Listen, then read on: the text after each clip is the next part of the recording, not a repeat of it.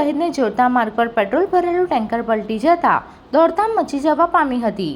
ભરૂચથી દહેજને જોડતા માર્ગ પરથી આજે સવારના સમયે પેટ્રોલ ભરેલું ટેન્કર પસાર થઈ રહ્યું હતું। તે દરમિયાન ટોલ પ્લાઝા નજીક ટેન્કરના ચાલકને ઝોકું આવી જતા ટેન્કર પલટી ગયું હતું, જેના કારણે દોડધામ મચી જવા પામી હતી। અકસ્માતના કારણે દહેજ રોડ પર ટ્રાફિક જામના દ્રશ્યો જોવા મળ્યા હતા।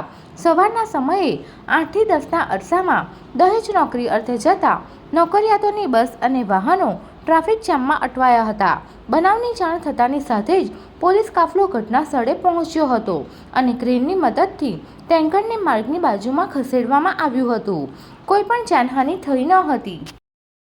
Subscribe now and press the bell icon. Never miss an update.